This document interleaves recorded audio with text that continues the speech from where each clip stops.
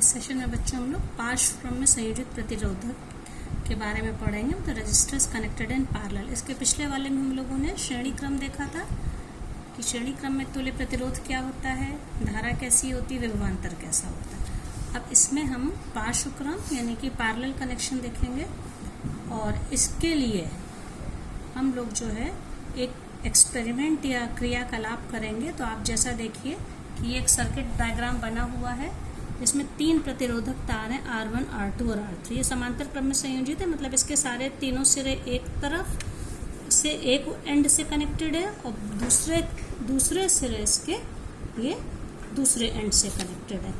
और इसमें आप देखिए यहाँ पे 3 सेल वाली एक बैटरी लगाई गई है, एक कुंजी है और एक सर्किट में एमीटर है और इसमें ये धारा I प्रवाहित हो रही इस तरह से ये है।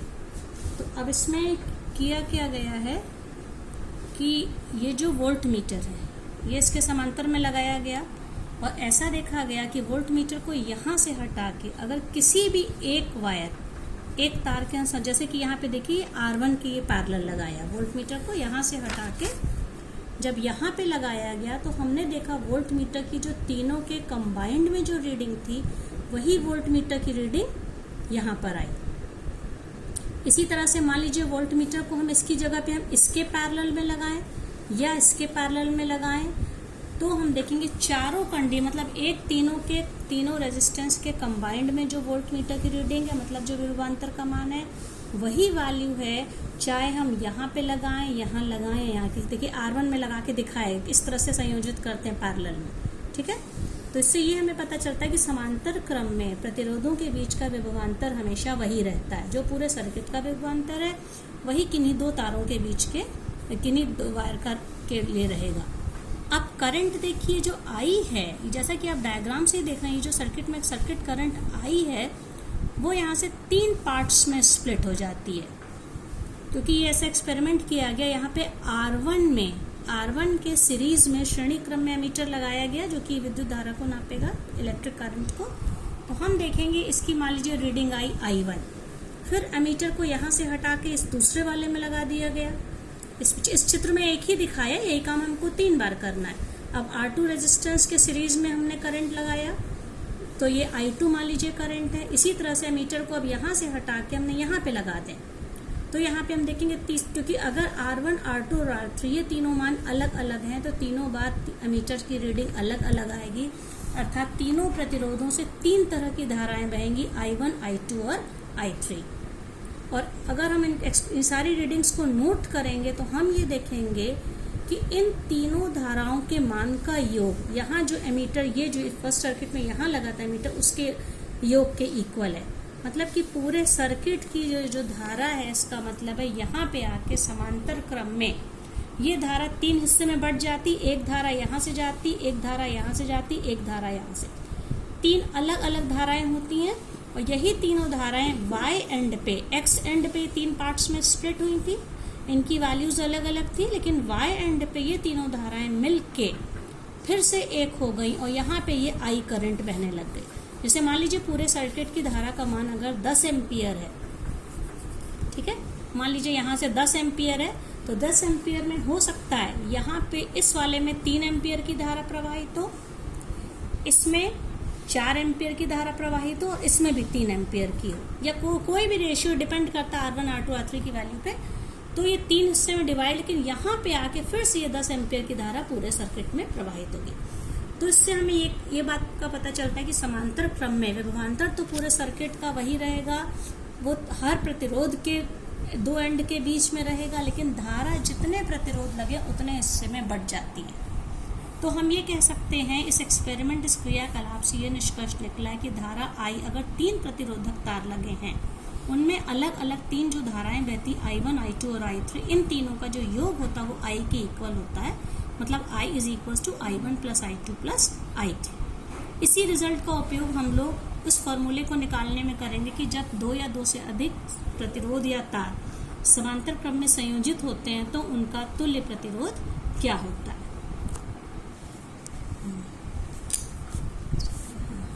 ये डायग्राम देखिए बच्चों, यहाँ पे हमें समांतर क्रम में या पार्श्व क्रम में तीन प्रतिरोधों के संयोजन का तुल्य प्रतिरोध, मतलब combination of 3 resistance in parallel, वो निकालना। उनका तुल्य प्रतिरोध मतलब इक्विवेलेंट रेजिस्टेंस।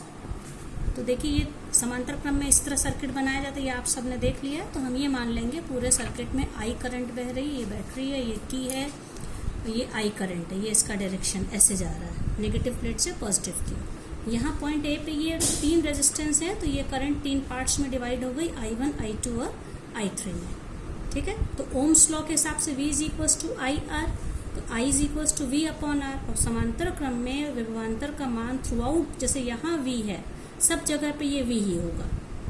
तो I is equals to V upon R, प्रतिरोध R1 है, यहाँ पे करंट I1 है, तो इसलिए I1 इज इक्वल्स टू क्या हो जाएगा, V अपॉन R1। इसी तरह से I2 हो जाएगा V अपॉन R2 और I3 हो जाएगा V अपॉन R3।